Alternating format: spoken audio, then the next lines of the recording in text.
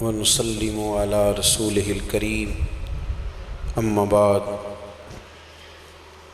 أعوذ بالله من الشيطان الرجيم بسم الله الرحمن الرحيم كما أرسلنا فيكم رسولا منكم يتلو عليكم آياتنا ويزكيكم صدق الله العظيم ان اللہ وملائکتہ یصلون علی النبی یا ایہا الذین آمنوا صلوا علیہ وسلموا تسلیما الصلاۃ والسلام علیک یا سیدی یا رسول اللہ وعلی آلک واصحابک یا حبیب اللہ۔ سارے حضرات درود شریف پڑھیے جی، سارے حضرات پڑھی۔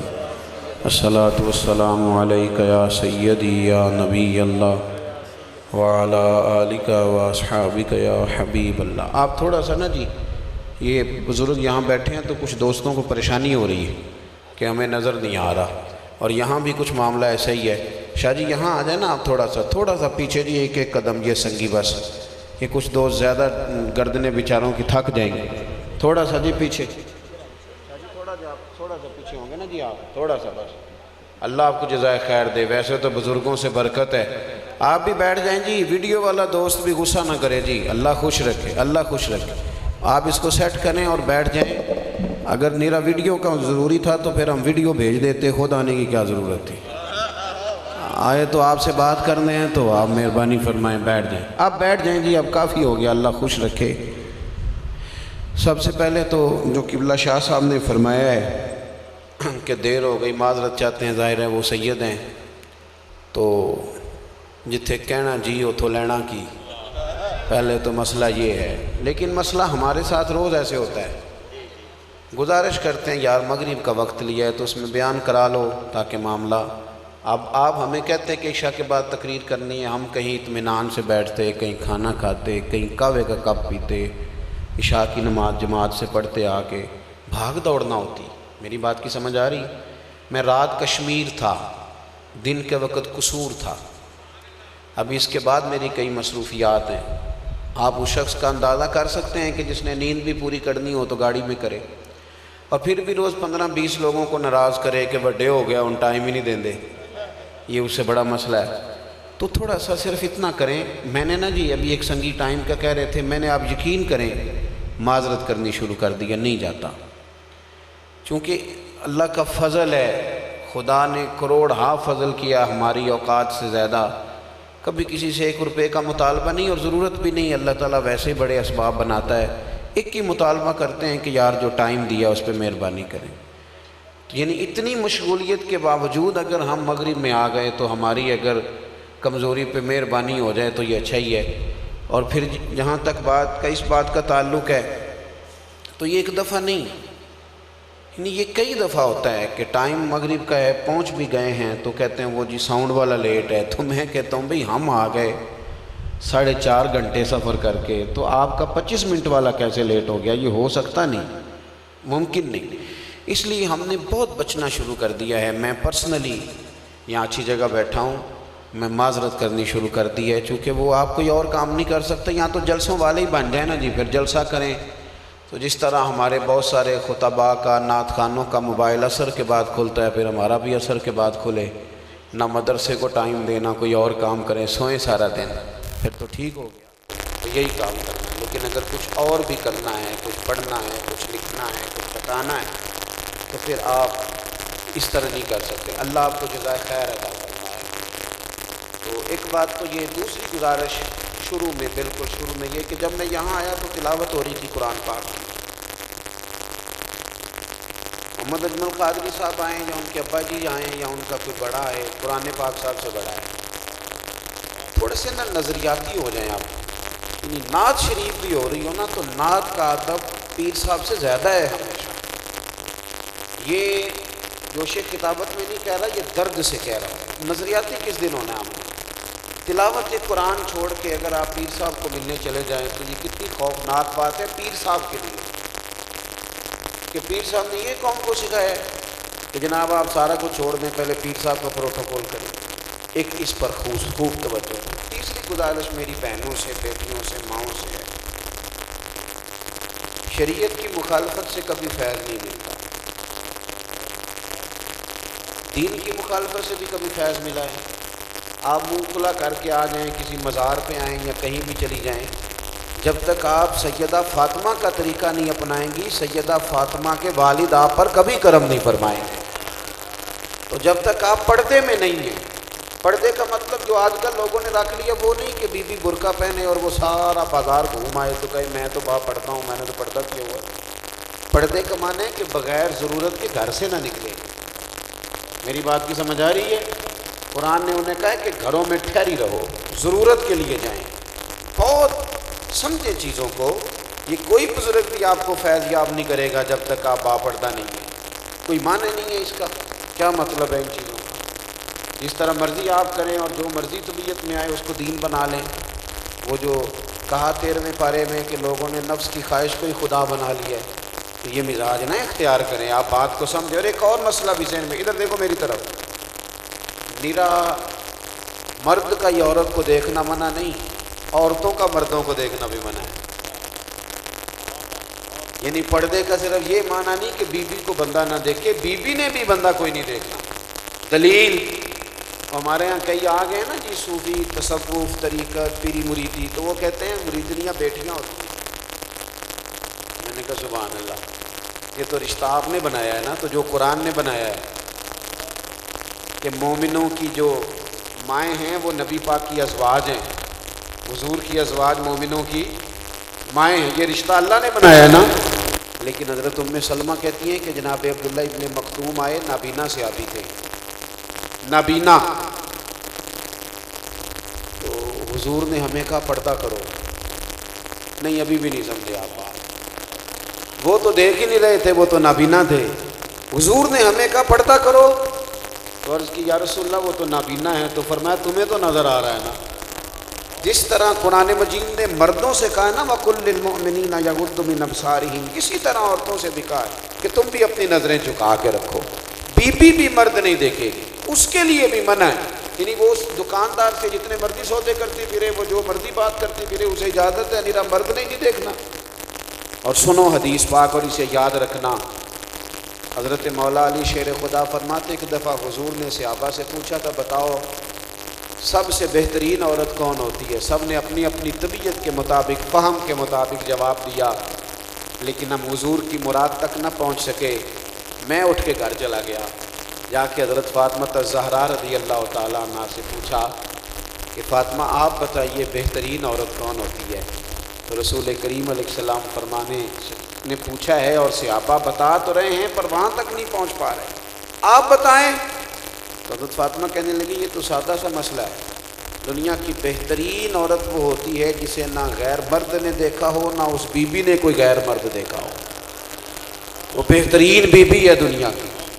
کہتے ہیں میں نے آ کے مسجد میں جواب دیا، جواب تو میں نے دیا تھا نا، لیکن حضور مسکرا کے کہنے لگے میں نے کہا نہیں ہے فاطمہ میرے جگر کا ٹکڑا ہے۔ آپ میری بات کو سمجھیں، اس لیے میری دست بستہ گزارش ہے ماؤں بہنوں سے، آپ ہماری بہنیں ہیں، ہماری بیٹیاں ہیں، آپ مطلب ہم آپ پہ کس طرح تنقید کر سکتے ہیں، آپ پہ کس طرح طنز کر سکتے ہیں، آپ تو ہماری اپنی ہیں، مہربانی کریں۔ ہمارے یہاں نا لوگ صرف پردے کا مسئلہ عمرے کی دفعہ پوچھتے ہیں، کہتے ہیں بغیر محرم تو بی بی کا عمرہ کرنا جائز ہے۔ میں کہا جی بغیر محرم تو لاہور جانا بھی جائز ہے۔ آپ کو یہ مسئلہ صرف عمرے کی دفعہ یاد ہے، وہ فیصل آباد بھی بغیر محرم کے نہیں جا سکتے، اس کو منع کر دیا دین نے کہ وہ بغیر محرم کے کہیں جا ہی نہیں سکتی۔ اور جب کسی نے پوچھا تھا حضرت معروف کرخی سے یا غالباً حضرت ابو بکر شبلی سے کہ بی بی اور مرد نیک ہوں تو پھر تو پڑھا سکتے ہیں نا، تعلیم و تعلم کا سلسلہ تو ہو سکتا ہے نا، نیک ہوں، پرہیزگار ہو، تو شیخ شبلی فرمانے لگے اگر پڑھنے والی رابعہ بصری ہو اور پڑھانے والے حسن بصری ہو تو پھر بھی بغیر پردے کے اجازت نہیں۔ تو اگر ان صوفیوں کو اجازت نہیں جو قرون اولیٰ کے ہیں تو آج کل کیسے اجازت ہو؟ اس لیے طرز کو ٹھیک کریں، نظام کو ٹھیک ہے۔ ایک اور بات بھی، ایک دانشور نے ایک بات کی تھی میری بڑی دل کو لگی، اس نے کہا تھا کہ عرس جو ہوتا ہے نا وہ بزرگ کا نہیں ہوتا، بزرگی کا ہوتا ہے۔ عرس جو ہوتا ہے نا وہ بزرگ کا نہیں ہوتا، کس کا ہوتا ہے؟ بولیے، ان کی تعلیمات کا عرص ہوتا ہے، ان کے فیض کا عرص ہوتا ہے، وہ جو دنیا کو بتاتے رہے عرص تو اس چیز کا ہے۔ بزرگ کا عرص ہوتا تو ساری دنیا کا ہوتا، جتنے سفید داڑھی والے بزرگ ہوتے ہیں، عرص بزرگی کا۔ اور یہ بھی اچھی طرح ذہن میں رکھیں، پیر غلط ہو سکتا ہے، پیری کبھی غلط نہیں ہوتی۔ پیر غلط ہو سکتا ہے، پیری غلط نہیں ہو سکتی، سلسلہ طریقت غلط نہیں ہوتا۔ وہاں بیٹھنے والے کئی دفعہ، وہ ایک صاحب سے کسی نے کہا مولوی بدماش ہو گیا، انہوں نے کہا نہیں، کچھ بدماشوں نے داڑیاں رکھ لی ہیں، آپ تھوڑا سا نا لفظ بدل لیں۔ وہ تھے ہی نہیں مولوی بیچارے، وہ بس ٹھیک ہے پیر صاحب کا پتر تھا، جس طرح کا بھی تھا، پکڑ کے پگڑی باندھ دی۔ اور اس پر بھی میں بڑا ہی حیران ہوتا ہوں، بڑا ہی۔ ایک شخص کو میں پڑھ رہا تھا، اس نے لکھا کہ کمال بات ہے نا کہ پائلٹ فوت ہو جائے تو جہاز میں منت کی جائے نا کہ اس کے بیٹے کو بٹھا لو، تو کہتے پہلے بتاؤ پائلٹ ہے؟ وہ کہتے نہیں اس کا بیٹا ہے، ابا راضی بھی بڑا تھا، بٹھا لو۔ کہتے توبہ توبہ، کو مرنا ہے؟ جہاں جان کا خطرہ ہو تو وہاں ٹیلنٹ دیکھ کے بٹھاتے ہیں، اور جہاں ایمان کا خطرہ ہو۔ میں بہت سارے ایسے مریدوں کو جانتا ہوں، پہلے صحیح العقیدہ تھے، لیکن کسی پیر کے قابو آئے ہیں تو بد عقیدہ ہو گئے، کہیں رافضیت ہے، کہیں خارجیت ہے، کئی مصیبت ہے۔ پہلے ٹھیک تھے، لیکن وہ فلانی جگہ گیا ہے جی، اچھا فیض لے کے آیا ہے، تباہ ہو گیا، کوئی کسی صحابی کا بے ادب اور کوئی اہل بیت کے بارے میں کچی بات۔ تو یہ میرا درد دل تھا، آپ میری بات کو سمجھ گئے؟ اب میں نے تھوڑا سا جو آیت پڑھی ہے وہ مضمون عرض کرنا ہے آپ کی خدمت میں، امید ہے آپ اس پر بھی توجہ فرمائیں گے، اللہ تعالیٰ آپ کو بہترین صلہ عطا فرمائے۔ قرآن مجید فرقان حمید نے نا نبی کریم صلی اللہ علیہ وسلم کی تشریف آوری کے جو مقاصد بیان کیے نا، ان میں ایک مقصد قرآن مجید نے یہ بیان کیا کہ کما ارسلنا فیکم رسولا منکم یتلو علیکم آیاتنا، یہ محبوب جو ہم نے تمہیں دیے ہیں یہ تم پر ہماری آیتیں پڑھیں گے، وَيُزَكِّيكُمْ، اور تمہیں پاک فرما دیں گے۔ یہ جو پاکی ہے نا یہ انسان کی ضرورت ہے۔ بندہ بہترین ڈگری ہولڈر ہو نا، ماسٹر تک ڈگری رکھتا ہو، ایم فل ہو، پی ایچ ڈی ہو، اور گھر بھی ہو، حویلی بھی ہو، ڈرائنگ روم بھی ہو، ساری سہولیات ہوں، صرف کپڑے میلے پہنے ہو، تو اس سے کہنا دو بندوں سے ملنا ہے، تو کہتا نا بھائی پہلے بتانا تھا، میں نے کپڑے تو بدل لوں۔ تو بندہ اس سے کہتا ہے بھی اسے پتہ ہے آپ پی ایچ ڈی ہیں، اسے یہ بھی پتہ ہے کہ فلاں ادارے میں آپ ڈیوٹی کر رہے ہیں، اسے پتہ ہے آپ مالدار ہیں، پر وہ کہتا ہے نہیں، جب تک میرے کپڑے ٹھیک نہیں میں نے ملنا۔ توجہ ہے میری بات پر؟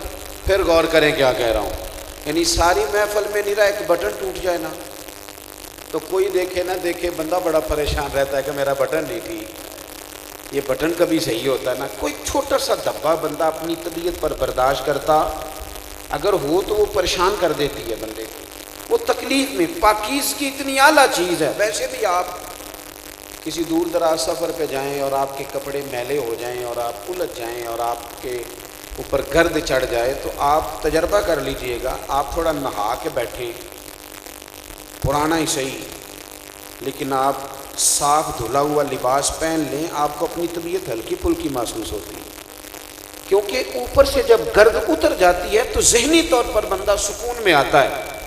اگر انسان کے وجود پر گرد لگی ہو تو اسے سکون نہیں آتا، تو اگر دل پر کوئی دھبا لگ جائے نا، وہ حسد کا لگ جائے، بغض کا لگ جائے، تکبر کا لگ جائے، عداوت کا لگ جائے، وہ کوئی بھی لگ جائے، بد نگاہی کا لگ جائے، بدگمانی کا لگ جائے، آپ کے باطن پر کوئی دھبا لگ گیا، سکون سے نہیں بیٹھنے دے گا۔ یہ مصیبت بن جاتی ہے اس بندے کے لیے جسے اسٹیج پہ بیٹھنے کی عادت ہو تو پیچھے بیٹھ کے اسے محفل سننی پڑ جائے، وہ مصیبت میں آ جاتا ہے۔ کیوں کہ مصیبت ہے، اس کا ذہن بن گیا کہ میں معزز آدمی ہوں۔ اب اس کی منت بھی کرنی پڑے نا اسٹیج سیکٹری کی، تو کہتا ہے تیری مہربانی کر، میرا اعلان میں آ گیا ہوں، گردن اونچی کر کر کے دکھاتا ہے۔ لیکن جو درویش ہیں وہ کیا کہتے ہیں؟ وہ کہتے ہیں اٹھ نہ بھلیا، چل اوتھے وسیے، اور جتھے وس دینی سارے ینے، نہ کوئی ساڈی ذات پچھانے نہ کوئی سانو مننے۔ آپ یہ جو تزکیہ ہے نا رسول کریم صلی اللہ علیہ وسلم کا دیا ہوا، یہ زندگی کو سادہ کرتا ہے، یہ زندگی کو آسان کرتا ہے۔ انسان ایک نارمل زندگی گزارنے کی پوزیشن میں آ جاتا ہے جب وہ دروازہ رسول تک جاتا ہے۔ حضور نے کیا ذوق دیا، نبی پاک نے کیا اصلاح فرمائی۔ سب سے پہلے تو یہ جو کمزور لوگ تھے، نظریات کے کچے، ہمارے ہاں تو ہمارے ملک میں تو باقاعدہ محنت کی جاتی ہے لوگوں کو ڈبل مائنڈڈ کرنے کے لیے، جد و جہد کی جاتی ہے۔ یعنی آپ کسی بندے سے پوچھ لیں فلانا مولوی کس طرح کا ہے، کہتا تینوں نہیں پتا، میں تینوں اندر دی گل دسنا، وہ ہو گیا ڈبل مائنڈڈ۔ کوئی شے نکلے چاہے، شاہ جی میری طرف دیکھیں جی، شاہ جی میری طرف توجہ کریں جی، میں تو نہ گلیں کرنی ہیں، اللہ تو ہم خوش رکھے۔ آپ تھوڑے ایزی ہو جائیں، ویسے بھی تھوڑے ایزی ہو جائیں، اللہ آپ کو جلد ہو گئے نا جی، ہوں تسی مینوں نظر آ رہا ہے، یہ بھی کمال بات ہے۔ اور میں نے ایک دن سنے جی، میں بغیر تقریروں کے نعت کرنے والا مولوی، آپ سنیں جی، بس اب آپ سنیں، اللہ آپ کو خوش رکھے۔ وہ نعرے والا ٹائم بھی مینوں دیو تاکہ بات جلدی ہو جائے۔ ہمارے نقشبندی صاحب بیٹھے ہیں، خوبصورت لکھتے ہیں، خوبصورت پڑھتے ہیں، اور وقت قیمتی ہے، انہوں نے بھی اپنی موقع پہ انہوں نے آنا ہے، تو بات کو سمیٹنا ہے، لمبا نہیں کرنا۔ میرے عزیز، کچے ہمارے ملک میں نا ڈبل مائنڈڈ کیا جاتا ہے۔ 4 اینکر لے کے رات کو ایک اینکر بیٹھتا ہے 4 مختلف پارٹیوں کے لوگ لے کے، وہ کیا کرتا ہے؟ وہ ڈبل مائنڈڈ کرتا ہے۔ آخر میں بندہ کہتا ہے پتہ نہیں سچا کون ہے۔ ڈبل مائنڈڈ کرنا، کمزور ہو جاتا ہے بندہ۔ ہمارے بچے وہ کہتے ہیں پتہ نہیں کیا کرنا ہے، ہم نے کدھر جانا ہے، سویرے کچھ سوچتے ہیں، دوپہر کچھ سوچتے ہیں، رات کو پھر وہ بیچارے تھک گئے تھے، سیاست دانوں تھے، پیر صاحب کے پاس چلے گئے، وہاں جا کے انہوں نے حال ہی بڑا انوکھا دیکھا۔ جو پیر روز فقیری کا درس دے رہا تھا نا، اس کا اپنا مکان 6 کروڑ کا تھا۔ وہ جو لوگوں کو روز دنیا کی دولت سے منع کر رہا تھا، وہ 1.25 کروڑ کی گاڑی میں بیٹھتا ہے۔ وہ کہتا ہے یار میں کدھر آ گیا ہوں، میں تو کرایہ کسی سے لے کے آیا تھا آستانے پہ حاضری دینے۔ اور پیر صاحب کا حال یہ ہے کہ وہ اقبال کہنے لگے کہ مرید بیچارے کو میسر نہیں مٹی کا دیا بھی، اور گھر پیر کا بجلی کے چراغوں سے ہے روشن۔ وہ یہاں بھی اچھا، پھر اگر پہنچ گیا پیر صاحب تک تو اس نے جا کے کہہ دیا پیر صاحب پریشان ہوں، تو ظاہر ہے پھر ان کا کمال کیسے پتہ چلے گا اگر وہ کوئی کہانی نہیں سنائیں گے الا ماشاء اللہ۔ وہ آگے سے کہتے ہیں تینوں کسی نے خوش کیتا ہے، چھٹی ہو گئی بات۔ اب دشمن تو سب کے ہوتے ہیں، بڑے بندے گھورتے ہیں، وہ بندہ ساری رات نا وہ نامینیٹ ہی کرتا رہتا ہے کس نے کیا کیا کر دیا ہے۔ آپ نے تو یقین کی دولت بانٹنی تھی معاشرے میں۔ پیر کا فقط یہ کام نہیں، سنو میں دربار پہ بیٹھا ہوں، آستانے پہ بیٹھا ہوں، سنو، یہ طریقت نہیں ہے کہ جو آئے اسے دعا کر دو تو بیٹا ہو جائے گا۔ یہ تو کام ہے، بزرگ وہ کرتے ہیں دعا، اللہ ان کی مانتا ہے، فضل کر دیتا ہے، لیکن فقط یہ کام نہیں کہ پیر صاحب کے پاس بیمار آیا تو وہ دعا کر دیں گے تو ٹھیک ہو جائے گا، کاروبار نہیں چلتا دعا کر دیں گے تو ٹھیک ہو جائے گا۔ پیر صاحب کا یہ خالی کام نہیں، بلکہ صوفی کا کام۔ تو بے اولاد تڑپ کے آیا تھا نا، اور اس نے آ کے کہا تھا کہ حضور اولاد کوئی بھی دعا کر دیں، تو انہوں نے دعا بھی کرنی تھی اور ساتھ یہ تلقین بھی کرنی تھی کہ پتر جس حال میں رب رکھتا ہے اس حال میں راضی رہے۔ اگر کوئی بے روزگار آتا اور تڑپ کے کہتا کہ میرے پاس پیسے نہیں ہیں، تو انہوں نے یہ نہیں کہنا تھا کہ فلانا بھی مرید ہوا تھا تو لاکھ پتی ہو گیا، کمپنی کی مشہوری کا نیا اشتہار نہیں دینا تھا انہوں نے، بلکہ انہوں نے تو اس کو یہ سمجھانا تھا کہ بیٹا اگر تو غریب ہے تو اس صف میں کھڑا ہے جس صف میں سب سے آگے آگے سیدنا بلال حبشی ہے، جس صف میں آگے آگے حضرت صہیب رومی ہیں، جناب عمار بن یاسر ہے، اور یہ کہنا تھا کہ پتر غریبی تو نبی پاک کی پسند ہے۔ یہ تزکیہ کرنا تھا۔ ہمارے ہاں نا غریبوں کو امیر نہ بھی کیا جائے تو اتنا مسئلہ نہیں، صرف امیر غریب کے لیے قانون ایک جیسا کر دیا جائے، صرف اعزاز ایک جیسا کر دیا جائے، نہ بھی سب غریبوں کو امیر کیا جائے تو نظام چل جائے۔ نبی پاک صلی اللہ علیہ وسلم نے یہ تزکیہ ہمارا اس طرح کیا ہے کہ حضور نے یہ نہیں فرمایا کہ سارے مکے کے غریبوں کو امیر کر دیں گے، سارے مدینے کے غریبوں کو امیر کر دیں گے، یہ رنگ نہیں، بلکہ نبی پاک نے غریبی کو عزت ہی اتنی دی، غریبی کو عزت ہی اتنی دی کہ کئی امیروں کا بھی غریب ہونے کو دل کرنے لگا، کئی امیروں کا۔ جب سے دیکھا ہے لباس بشری میں تمہیں، ہر فرشتے کی یہ خواہش ہے کہ وہ انسان ہو جائے۔ نبی پاک صلی اللہ علیہ وسلم نے نا، حضرت سعد انصاری کہتے ہیں ایک مزدور آیا، او سنگیو سنو، اگر غریب کو امیر عزت نہیں دیتا تو غریب کو غریب بھی عزت نہیں دیتا.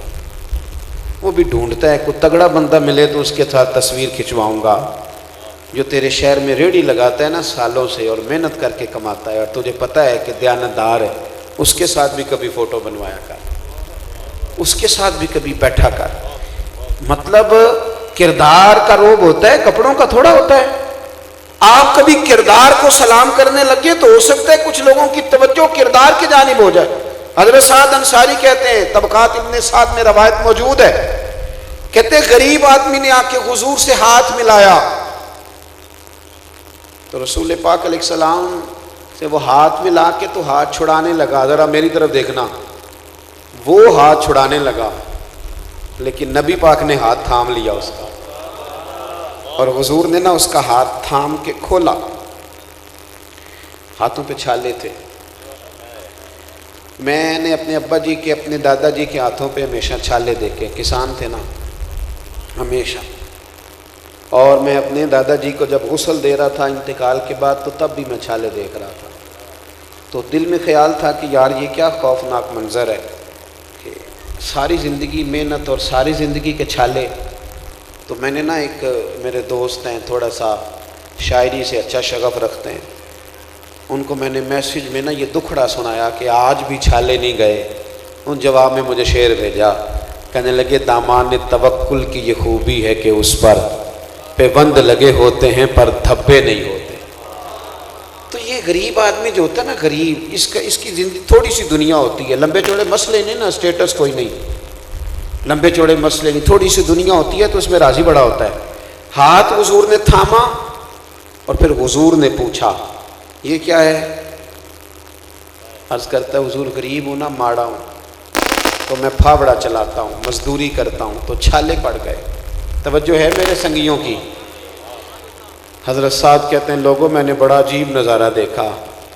وہ محبوب جن کے قدم حضرت جبریل امین چومے، جب اس نے کہا نا حضور غریب ہوں، پھاوڑا چلاتا ہوں، تو محبوب نے نا اس مزدور کا چھالوں والا ہاتھ چومنا شروع کر دیا.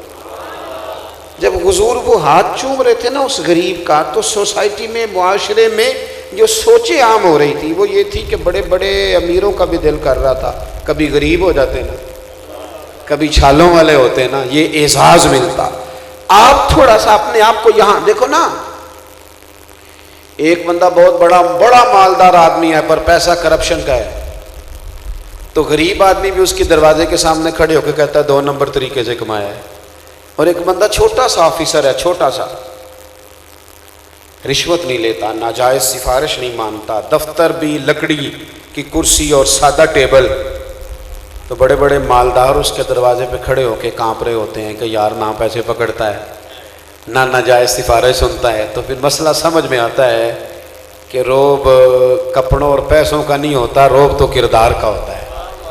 کردار میں قوت ہوتی ہے، کردار میں طاقت ہوتی ہے. جب آپ بے غرض ہو جاتے ہیں، لالچ چھوڑ دیتے ہیں، تو آپ یقین کریں آپ آزاد ہو جاتے ہیں. پرواہ کوئی نہیں، سانو تخت ادارے دی لوڑ کیے نالے کی لگے شہر ببول دے نال، اسی تے اپنی بال کے سیکنے ہیں، سانو کی لگے کسی اور دے نال. پھر بندہ بڑی آسان زندگی گزارتا ہے. اسی طرح سے ایک غریبی کا دکھ ہے. پھر ایک مسئلہ اس شخص کے ساتھ ہے جو کبھی بیمار ہو گیا ہے، کمزور ہو گیا ہے. پچھلے دنوں ہمارے ایک بہت بڑے خطیب تھے شہر میں، وہ انتقال کر گئے. تو ان کی تیمارداری کے لیے ایک دفعہ مجھے جانے کا موقع ملا. کہنے لگے پیر صاحب کبھی دروازے پہ نا لوگوں کا تانتا بندہ رہتا تھا کہ ٹائم چاہیے آپ دے دیں. اب میرا دل کرتا ہے کہ 2 گھڑیاں صرف بیٹھ جائے آ کے. بڑے لوگ ہیں ایسے، بڑے، جب تک آواز کا جادو چل رہا تھا تو دائیں بائیں بھی بڑے لوگ مکھیوں کی طرح بن بنا رہے تھے. لیکن وہ کسی نے کہا تھا نا ساری عمر ہی آٹا گدھا ہے، لکھاں کیتے نہیں پیڑے، ہن وقت آیا ہی تے محمد بخشا کوئی نہیں ہو بیٹھا نیڑے. وہ تیری آنکھ ہو یا سنگ ملامت کی چبھن، کون پہنچا ہے میرے درد کی گہرائی تک. دور شہرت میں تو یاروں نے کیا یاد بہت، پر ساتھ آیا نہ کوئی کوچے رسوائی تک. یہ کام مشکل ہوتا ہے. بیمار آدمی کمزور پڑ جاتا ہے آہستہ آہستہ. اور پھر اگر وہ غریب ہو پھر اگر غریب ہو تو پھر تو قسم پرسی کا عالم ہے. پھر تو وہ ڈاکٹر جس کو لوگ مسیحا جانتے ہیں وہ بھی سرکاری ہاسپٹل میں بڑی تنخواہ لیتا ہے، لیکن اس کا جو نائب ہوتا ہے وہ کارڈ بانٹ رہا ہوتا ہے کہ صحیح دکھانا ہوا تو کلینک پہ آ جانا. تمہیں پتہ ہے رب نے تمہیں کتنا اعزاز دیا ہے. لوگ گھنٹوں تمہارا ویٹ کرتے ہیں اور تمہارا یہ حال ہے کہ لوگ ملنے چلے جائیں تو تمہاری چہرے سے تلخی نہیں جاتی. آپ کو پتہ ہے 2 جملے ڈاکٹر کہہ دے کہ بابا جی خیر ہو جائے گی تو بندے کا کلیجہ ٹھنڈا ہو جاتا ہے. لیکن یہاں یہ ہے کہ ماحول نہیں. ایک یہودی کا بچہ حضور کی خدمت کرتا تھا، بیمار ہو گیا. ایک یہودی، دوسرا غریبی. اللہ کے پیارے محبوب علیہ السلام کی خدمت میں چند دن آیا نہیں. حضور نے معلومات کی تو پتہ چلا یا رسول اللہ وہ تو بیمار ہے، قربان جائیں. حضور تیمارداری کرنے پہنچے. بس حضور پہنچ گئے تھے. اس کے والد نے جب دیکھا نا حضور کو آتے تو وہ کہتا ہے میرے تو اپنے قبیلے کا سردار کبھی نہیں آیا، میرا تو اپنا کبھی غریب سمجھ کے نہیں آیا اور حضور آ گئے. اللہ کے محبوب نے کہا تیرے بیٹے کی تیمارداری کرنی تھی. قریب بیٹھ گئے، قریب محبوب، اور برف سے زیادہ ٹھنڈا اور کستوری سے زیادہ مہکنے والا خوشبودار ہاتھ. محبوب نے جب اس کے بالوں میں پھیرا تو بچے نے آنکھیں کھول دی، چہرے پہ نظر پڑی. صوفیاء تو کہتے ہیں وہ بھی انتظار کر رہا تھا، اسے بھی پتا تھا چر ہویا نا مینو ترلے لیندے ہاں تے کدی موڑ میرے ول واگاں تے خواب میری وچ ایک وار جے آویں میں ساری عمر نہ جاگاں. وہ بھی منتظر تھا. کریم تشریف لائے اور بالوں میں ہاتھ پھیرا تو آنکھیں کھول دی. تو نبی کریم صلی اللہ تعالی علیہ وسلم نے فرمایا بیٹا کلمہ پڑھ جا. حضور نے آثار دیکھ لیے چہرے پر کہ اب اس کا وقت آخری ہے، کلمہ پڑھ جا. اس نے تجسس بھری نظروں سے دیکھا اپنے والد کی جانب. تو باپ تو پہلے ہی اس منظر سے دل ہار بیٹھا تھا. اس نے آنکھوں میں کہا پتر جس طرح حضور کہتے ہیں ویسے ہی کر جا. حضور نے کلمہ پڑھایا، یعنی نبی پاک نے پڑھایا. حضور نے اسے کلمہ طیبہ کی تلقین کی. کلمہ پڑھتے ہی روح پرواز کر گئی.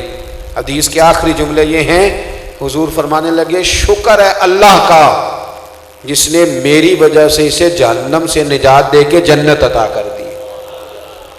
پھر ایک تیسری بات، ہم نہ خدمات پر صلہ نہیں دیتے، دولت پر صلہ دیتے ہیں. یہ ہمارے یہاں میلاد کی محفلیں ہوتی ہیں نا، میں نے تو اس سال دوستوں سے کہا مہربانی کرو اور کچھ نہیں تو پیر صاحب کا، خطیب صاحب کا، علامہ صاحب کا، نعت خان صاحب کا، ان کا اور عوام کا کھانا ایک جیسا پکا لو. ہم تو روز گوشت کھاتے ہیں، مجھے تو منع بھی کر دیا ڈاکٹروں نے، روز گوشت ہے. تو اگر تھوڑے سے نا چاولوں میں زیادہ بوٹیاں ڈال کے، اور پھر میں عرض کروں گا کہ ہمارے ابا دادا کا ختم ہو تو کبھی شاپر میں ڈال کے چھت سے چاول پھینکیں بیٹے کے ولیمے عقیقے پہ. ویسے کہتے ہو یہ حضور کے میلاد کا لنگر ہے تو چھتوں سے کیسے پھینک لیتے ہو، زمین پہ کیسے گرا لیتے ہو؟ اس کی نسبت پتہ ہے کہاں ہے؟ کم از کم کچھ نہیں تو آپ کسی چٹائی پہ بٹھا ہی دیں. وہ گاؤں سے آ کر پڑھنے والے بھول ہی گئے کہ کس کی ماں نے کتنا زیور بیچا تھا. بھول جاتا ہے جب بندے کی امیروں سے دوستیاں ہو جاتی ہیں نا.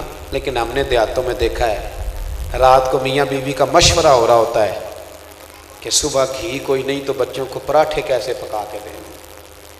غربت نے میرے بچوں کو تہذیب سکھا دی، سہمے ہوئے رہتے ہیں، شرارت نہیں کرتے. مشورہ ہو رہا ہوتا ہے. اور کبھی گوشت والے چاول پک بھی جائیں تو بچے لڑتے ہیں، ابا میں نے بوٹی کھانی ہے، میں نے زیادہ کھانا ہے. تو باپ بیچارہ کونے میں غریب سوچ رہا ہوتا ہے کہ اللہ زیادہ پیسے دے تو میں جی بھر کے انہیں گوشت تو کھلا لوں. او میرے یارو، بڑے خرچے کرنے ہم نے محافل میلاد پہ، اگر زیادہ چاولوں والا گوشت پکا لو گے اور بٹھا کے کھلاؤ گے تو غریب سارے بچے ساتھ لے آئے گا. اور جب 2-2.5 سال کا بچہ بھوک زیادہ لگتی ہے نا، وہ میں اکثر کہتا ہوں غریبوں کو عقل نہیں ہوتی، کیونکہ عقل بھی تو پیسوں سے آتی ہے نا. جی دے کر دانے وہ دے کملے بھی سیانے. بھائی مہنگا موبائل لے لیں، چلانے کا طریقہ بھی آ جائے گا. آپ گاڑی میں بیٹھیں تو آپ کو گاڑی چلانے کا سلیقہ بھی آئے. جب ہے ہی نہیں تو طریقہ کیسے آئے گا؟ تو وہ غریب کو بھوک لگتی ہے، بچہ آئے گا نا تو زیادہ تیزی سے کھائے گا. اور جب وہ زیادہ بوٹیاں کھا رہا ہوگا تو ہو سکتا ہے اپنے ابا سے پوچھے کہ ابا جی آج کی ہے، بڑی بوٹیاں مل رہی ہیں. ہو سکتا ہے وہ رو ہی پڑے غریب اور ماتھا چوم کے کہ پتر رج رج کے کھاج مدینے والے کا میلاد ہے. تھوڑا اس کو جذبات میں لائیں. میں نے کہا تھا باتیں زیادہ نہیں کرنی، سمیٹنے لگاؤں. صحابہ فرماتے ہیں ایک بی بی مسجد میں جھاڑو دیتی تھی. چلیں آپ بٹھائیں لاکھ پتی آدمی کو بھی اسٹیج پہ، لیکن چلو خالی نمازی ہو جائے وہ. لیکن عجیب بات ہے نا کہ وہ اللہ خیر کرے وہ کبھی مسجد نہیں آیا، لیکن میلاد شریف کے اسٹیج پہ وہ 2 ہار ڈال کے اس کو بٹھا لیا ہے. اور جو تہجد کے وقت اذان پڑھتا ہے، مسجد کی صفائی کرتا ہے، جھاڑو دیتا ہے، اس کا بھی کوئی اعزاز ہے کہ نہیں؟ اور بلا معاوضہ دیتا ہے، اس کی بھی کوئی عظمت ہے کہ نہیں؟ جس امام نے 3 نسلوں کو قرآن پاک پڑھایا ہے، وہ تو کبھی موٹر سائیکل لے لے تو سارا محلہ تحقیق کرتا ہے پتہ کرو اس نے کہاں سے لے لی ہے، کیونکہ ہم تو روٹی کے پیسے پورے نہیں دیتے تھے، موٹر سائیکل لے آیا ہے. یہ مزاج جب تک تبدیل نہیں ہوتا اس وقت تک آپ مت سمجھیں کہ چیزیں جذبات میں آئیں گی، ورنہ ہر اسٹیج ہی خدا معاف کرے دنیا داروں کا لگے گا. ایک عورت مسجد میں جھاڑو دیتی تھی، بوڑھی اماں، توجہ ہے نا میری بات پر، وہ بیمار ہو گئی. یہ صحیح بخاری میں موجود ہے. اللہ کے رسول تیمارداری کرنے جاتے اور پھر فرمایا اگر انتقال کر جائے تو مجھے خبر دینا. رات گہری بھی تھی، ٹھنڈی بھی تھی، حضور آرام فرمائے. اور حکم بھی محبوب کا ہے کہ جب انتقال کوئی کر جائے تو تدفین میں جلدی کرو. رات کو صحابہ نے نا تدفین کر دی. ہمارے ہاں بھی ایک عجیب رواج آیا ہے، ویسے بیٹے باہر سے آتے ہی نہیں، ابا بیمار ہے، اس کی کوئی دوا دارو کر رہا ہے، اور انتقال ہو جائے تو کہتے ہیں برف خانے میں لگا دو، 5ویں دن آ جاؤں گا. بھئی آپ تو آئے ہی نہیں تھے. کہتے وہ میں انٹرنیٹ پہ پتہ کرتا رہا ہوں. تو چہرہ بھی انٹرنیٹ پہ دیکھ لے. اب کس نے اجازت دی آپ کو؟ یہ تو حکم شرعی ہے کہ فوراً تدفین کر دی جائے. جو صحابہ احد میں شہید ہو گئے تھے انہیں جنت البقیع نہیں لایا گیا تھا، وہی تدفین کر دی گئی. حالانکہ جنت البقیع کا اعزاز کتنا ہے، آپ میری بات کو سمجھیں. ہم نے بہت ساری چیزوں کو اپنی مرضی کے مطابق حل کرنا شروع کر دیا. تھوڑا سا مزاج دین کی طرف لوٹنا ہوگا. وہ رات کو ہی صحابہ نے تدفین کر دی کہ حضور کو تکلیف دینا مناسب نہیں.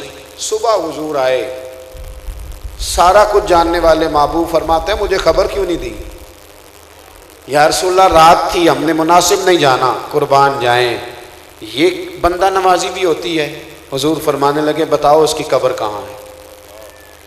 قبر پہ لے گئے. ویسے تو دوسرا جنازہ جائز نہیں، ہمارے احناف کا فتویٰ یہی ہے اور مسئلہ بھی یہی ہے کہ جنازہ ایک ہو جائے تو دوسرا جائز، لیکن اس وقت جائز ہوتا ہے جب وارثوں نے نہ پڑھا ہو. جب تک وارث نہ پڑھے پہلے جتنے مرضی پڑھ لیے جائیں، وارثوں نے نہ پڑھا ہو پھر جنازہ جائز ہے. تو نبی پاک تو خود وارث ہے نا ساری امت کے، اور شارع بھی ہے، اختیار بھی رکھتے ہیں. قبر پہ کھڑے ہو کے حضور نے فرمایا بناؤ نہ صفحے، میں دوبارہ جنازہ پڑھاؤں گا. کیوں؟ اسے اعزاز دینا ہے. یہ مسجد کی نوکری کرتی تھی. صرف کچھ زیادہ کرنے کی ضرورت نہیں، سارا کچھ چھوڑ کے مسجد آنے کی ضرورت نہیں. صرف حوصلے بڑے کرنے ہیں، توکل اللہ پہ مضبوط کرنا ہے. رب کے بندوں نے ہمیں رب کا رستہ دکھایا ہے. رب کا، اللہ کا بندہ اللہ کا رستہ دکھاتا ہے، یہ یاد رکھنا. داتا گنج بخش علی اجویری رحمۃ اللہ علیہ کشف المعجوب میں فرماتے ہیں لوگوں کے لیے نا جتنے چلے مرضی بتاؤ ان کے لیے آسان ہے. آگ پہ کہو چل لیتے ہیں، لیکن ان سے کہو اپنے علم پہ عمل کرو، وہ ان کے لیے مشکل ہے. حالانکہ وہ کہتے ہیں سب سے بڑا مجاہدہ ہی اپنے علم پہ عمل کرنا ہے. اللہ کی جانب رجوع کریں، سجدوں کا ذوق بنائیں. آپ نہ ایک دوسرے کی جیب دیکھ کر اس سے پیار نہ کریں، رشتہ داریاں سیاسی نہ کریں، تعلق داریاں سیاسی نہ کریں، افطاریاں سیاسی نہ کرائیں، زکوٰۃ سیاسی نہ بانٹیں، لین دین سیاسی نہ کر لیں. کچھ معاملات روحانی بھی تو رہے نا، کچھ ہمارا رب رسول سے رشتہ بھی تو رہے نا. آج اس مزار پہ بیٹھے ہیں اور یہ پاک پتن شریف ہے، یہ پاک پتن شریف ہے، یہ بابا فرید کی دھرتی ہے. بابا فرید شیخ الاسلام والمسلمین ہے. یہ وہ لوگ تھے جو سوچوں کا انقلاب برپا کرتے تھے. میں نا مصروف بھی ہو گیا ہوں، لیکن اس کے باوجود نا ٹائم نکال کے آتا ہوں بابا صاحب کے مزار پہ حاضری دیں. کچی بکی باتیں نہیں کہ ویسے مناظرہ کرنا، بحث کرنا کہ درباروں پہ جانا چاہیے، خود جانا ہی نہ ہو. یہ کام نہیں کرتے بھائی ہم. میں خود ایز اے اسپیشل، میرے یہاں کے سنگی جانتے ہیں، میں حاضری دینے آتا ہوں بابا صاحب کی. کیوں؟ نری جا کے درباروں پہ بزرگوں سے دنیا کی سفارشیں نہیں کرنی. ہمارا ایک حق بنتا ہے کہ ہم آئیں اور کھڑے ہو کے سلوٹ کریں، جناب آپ کی مہربانی، آپ آئے تو ہمارے بڑوں کو کلمے کی توفیق نصیب ہوئی. یہ محسن ہیں، اور جو محسنوں کا شکریہ ادا نہ کرے وہ کمزور پڑ جاتا ہے. ان کی تعلیمات لیں، مہربانی فرمائیں. آپ بابا صاحب تو درس قرآن دیتے تھے، ان کی آپ تاریخ پڑھیں. عصر کی نماز کے بعد درس قرآن حضرت نظام الدین اولیاء محبوب الہی رحمۃ اللہ علیہ جہاں بھی بات کرتے ہیں کہتے ہیں بابا صاحب جب درس دے رہے تھے نا، بابا صاحب جب درس دے رہے تھے نا، بابا صاحب جب درس دے رہے تھے نا. تو بابا صاحب کے مزار پہ تو سب سے زیادہ درس قرآن ہونا چاہیے تھا. درس قرآن جو وہ سب سے زیادہ کرتے تھے. تو ہم کس طرف الجھ گئے؟ اس صحیح سمت کی طرف آپ توجہ کریں نا. میں نے 2-4 دن پہلے عذرائے محبت کہہ دیا تھا کہ میرا ہر نقیب، ہر نعت خواں، ہر شخص آ کے کہتا ہے سارا قرآن حضور کی تعریف ہے، بات بھی ٹھیک کرتا ہے. تو ایک نقیب نے ایک دن زیادہ ہی زور لگا دیا. یہ بھی کئی دفعہ قابو نہیں نہ آتے، پکڑنے پڑتے ہیں کہ چل یار واپس آ جا، ادھر زمین پہ ہی رہا ہے، کہاں جانے لگا ہے تو نہیں، پتہ نہیں کیا مطلب، چلے جاتے ہیں کہیں اور گھومنے نکل جاتے ہیں، مشکل ہو جاتا ہے. اس نے کچھ زیادہ ہی زور لگا دیا، سارا قرآن حضور کی نعت ہے، الحمد سے والناس تک نعت ہے، فلاں نعت. میں نے اسے کہا یار اگر سارا قرآن نعت ہے اور ہے بھی تو پھر تو چند آیتیں پڑھ کر ترجمہ ان کا سنا. تو پھر ہمیں شعر ہی رہا ہے، لگوا ہمارا زور ہی رہا ہے. اور پہلے تو شعر سناتے تھے، جیسے شعر بھی کوئی ڈھب کا ہو تو کہیں سنا جا سکتا ہے، اس میں بھی کوئی وزن ہونا، کوئی ذائقہ ہو تو سمجھ میں بات آتی ہے. ایک طرف شعر پڑھا جا رہا ہے، ایک طرف ایک بچہ جمورہ کچھ اور پڑھ رہا ہے نیچے. تو بھئی یہ کیا آپ نے، نعت تو ایک حسین چیز کا نام ہے. میں تعریف نہیں کرتا لیکن 2-3 نعت خواں ایسے خوبصورت ہیں جن کی میں شوق سے نعت سنتا ہوں، لطف آتا ہے. آپ اس کا بھی ماحول تھوڑا سا نا تبدیل کریں اور سلیقہ مند آپ بنائیں چیزوں کو. آپ دیکھیں کون آدمی تھوڑا سلیقے سے بات کرتا ہے اور سلیقے سے پڑھتا ہے اور وہ تھوڑا سا شستہ ہے. تھوڑا سا اس چیز کو بھی نا آپ مطلب اس میں لے کے آئیں. ایک صاحب ایک دن مجھے کہنے لگے، بات ختم کرتے کرتے بات پھر یاد آ گئی، کہنے لگے میں تو پیر صاحب آج ایک نواں کلام سنانا ہے. میں کہا میرے تے نیکی کری، کوئی پرانا ہی سنا دے. میں نے تو میرے سامنے نواں سنا دینا ہے اور بعد میں مجھ سے لوگوں نے پوچھنا ہے کہ کی کہہ گیا. تو یہاں تو مجھے پہلے لکھ کے دے دیتا، میں چلو جتنا مجھے فہم ہے میں پڑھ لیتا، دیکھ لیتا کہ نواں ہے پر چلو ٹھیک ہے. لیکن اس طرح کا نیا نہ سنانا کہ وہ بعد میں معاملہ کچھ اور بن جائے. تو ہم پرانے بزرگوں کے ہمارے جو کلام ہیں، حضرت بیدم وارسی ہیں، آپ ذرا دیکھیے. اقبال عظیم بڑا عمدہ کلام کہتے تھے. حافظ مظہر الدین کو آپ دیکھیں، مرحوم حفیظ طائب کو دیکھیں، آپ ان لوگوں کو دیکھیں. یعنی جان ہے لفظوں میں، حسن ہے، اور جب وہ بات کھلتی ہے تو وہ مطلب بندے کو کہیں لے جاتی ہے. اور اگر اس سے بھی پیچھے جائیں تو پھر پیر مہر علی شاہ کو دیکھیں، پھر استاد زمن شہنشاہ سخن مولانا حسن رضا کو دیکھیں، پھر حضرت علامہ ڈاکٹر محمد اقبال کو دیکھیں، اور جب پورا راج کے دل کرے ذوق لینے کو تو امام احمد رضا فاضل بریلوی کو دیکھیں. تو آپ ادھر آئیں، اس طرف آپ اپنی توجہ کریں تو خوبصورت کر کے، سونا کر کے. میں کہہ چکا ہوں شروع میں ہی کہ پیری غلط نہیں ہوتی، پیر غلط ہو سکتا ہے، نعت خواں میں نقص ہو سکتا ہے، پر نعت تو کبھی غلط نہیں نہ ہوتی. یہ تو حضور کا کلام ہے. یہ تمہید آخر میں اس لیے باندھی ہے کہ میری مجبوری ہے، مجھے تھکا بھی دیا میرے میزبانوں نے، تو میں نے اب جانا ہے. لیکن آپ نے نعت سننی ہے نقشبندی صاحب کی، سنیں گے انشاءاللہ. کچا وعدہ نہ کرے آج 6 بجے آلا، پکا کرے آج، بیٹھیں گے انشاءاللہ تعالی. نہیں کچی بات کرتے، سنیں گے. چلیں جن کے لیے میں قائل کر رہا ہوں ان کی تو سن لینا آپ، مہربانی کر. آپ نے اطمینان سے بیٹھنا، چونکہ محفلیں تو حضور کے نام کی ہیں، بندے تو آتے جاتے رہتے ہیں. اطمینان سے بیٹھیں، ہمارے استقبال کے لیے بھی نہ اٹھیں، بڑی مہربانی. ہمیں اچھا لگے گا اگر آپ بیٹھیں گے. اللہ آپ کو جزائے خیر دے. آخر دعوانا الحمدللہ.